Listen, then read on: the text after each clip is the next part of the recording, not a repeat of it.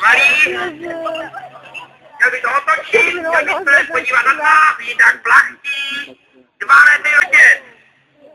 Jako miminko, jako úplný miminko v pražské zoologické zahradě stál 150 000. Teďka už tam ho můžete vidět v mnoha televizích, jak krouží, lítá. Detailu má tam oko vyfocené. I ukonec, ty oni mají nevěděl, že vlastně je zmizelý v mracích, pak se vrátil. Havranice hlukují do menšího hejnka už tady, tak mohl totiž chytit. Takže já musím za chviličku zavolat dolů, chtěl nechat chvilku zaplatit. Má kapka zase sleduje orla, i bílá hlavo. Bílá hlava brzdí, bílá hlava už se naruste. Už do sebe láduje kusky masa. Skvěle vybíhá, zavychaním. Skvěle nasadil hodil své tempo, tam kličkuje. Karančo slípne. Teď se ní podívat, co by okradlo. Tady není, mazej pryč. Karančo takhle běžet. Kapeček bez kalhotek, bez musík. Ne, tím se říct to, že to karančo dokáže i lovit. Jestli jste byli letos v lednickém parku, my to máme takovou noru udělanou, to karančo dokonce zmizí v té umělé noře. Vleze do zem, vyleze na druhém konci, je to dravec neuvěřitelně inteligentní. A my vám servirujeme, že to karančo přemýšlí. Kolega mu tady strvá masková, za chviličku budeme to dělat někde tady. Sková mu tady kousek masa pod rukavici, to karančo přijde, tu rukavici oddělá a to maso si najde. Takže kolega půjde ještě trošku dál a sleduje karančo, jak se dostane k masu. Kolega pro mě odláká karančo kouskem masa pryč. Zahodí maso, za masem valí karančo, jenže karančo to je jak bumerang, jo? Dnes, vysílač.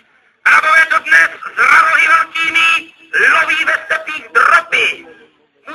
Může ulovit i čápa, bolavku nebo husu. Takže ano, i čápa chytne velký. Ve střeleku s nimi král a nejvyšší šlechta, šlechtici lovili šápy, volavky, husy. Velmi uznávaný dravec. Kolega, tady máme kunu, odnese kunu ještě dozadu, pak Radohovi sundá čepičku, Radov kunu spozoruje a bude na ní útočit. Je to 5letá radoží samička, jmenuje se Mariela a kunu by měla chytat za krk nebo za hlavu. Naše kuna bude velmi rychlá, bude to zase taková turbokuna. Kuna totiž ve dne málo kdy někde běhá, ona chodí ve 3 ráno, zabíjí holuby, likviduje drůbež, může nám zlikvidovat i sovičku, takže kuna není moc oblibě u nikoho. Kuna skální je velmi... Takže dolí sundáme jí čepku, ona se rozkouká, děcka, ten rarok již ní nebrzdí. Když bude útočit na bohluba, může se stát, že vám proletí těsně nad hlavama, pak je potřeba zalehnout, on je šikovný většinou uhle. Ale viděla jsi to Pája minulý rok, nebo ty i nějaké malé mluví lidí. Tak, jdem na to. Protože on takhle letěl až... Hlavně nejde do skupinka, kdyby na vás letěl, je třeba 10 vygrčit. Nebrzdíte na roh, to uvidíte. Na roh už má čepku dole. Dolly, jmenuje se Dolly. Tak, počkejte, já se rozkouká. Vystartuje. Za letu vidíte, že má dlouhá špičatá křídla. To mají všichni sokolovití dravíkáci. Je o hodně větší než poštouka. Tak, a já vytáhnu z kabele to vábítko, začnu s tím točit.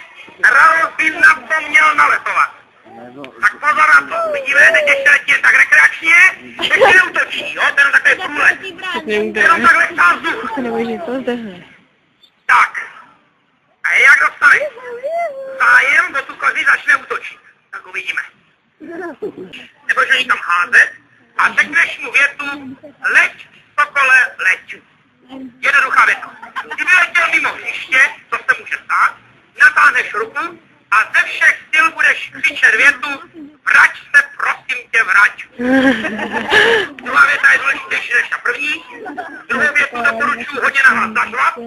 Stojí 50 000, když ten sokol uletí, říkal, že ho rodiče zaplatí. Proto říkal, ale přijde to slyšej. Říkal to nebo ne? Říkal to. No, vidíš, to máš. Říkal. Děcka, chcete, aby ten sokol trochu klovl? Jo. A chcete, máš výborný kamarády teda, jo. Takže dívej, zvedni ruku, nesmí uletět, jo, je to strašně vzácné. Takhle, je to sokolovecký, křížený s rarohem a umílo být na zemi, nesmí franknout, jmenuje se Entepant.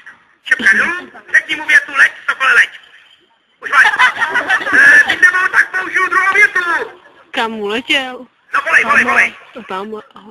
On tam zaútočil na ty naše rarohy, pozor. Ne, musíš na něho pořádně zazvat. No? Volej, mizí. To dáčí paráda, já ti dám ještě maso, to jsem ti nedal. Ty máš maso, víte, že tak zůna hlad, co dobro. Počkej, to vypadá to, že tě minul, člověče, ještě zazi. Musíš jít zahlas. Pochopil, že je zle. 50 000 mizí. To nevypadá dobře. Jak takhle zaleží, to je konec. Všichni to viděli.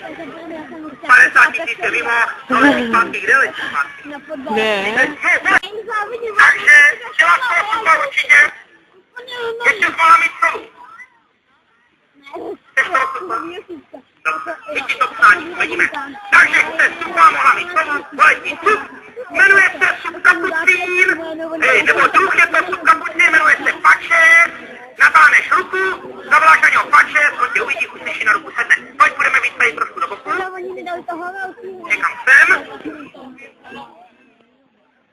Tak, hele, poletí tamhle se skupiny. Natáhneš ruku a zavoláš pače.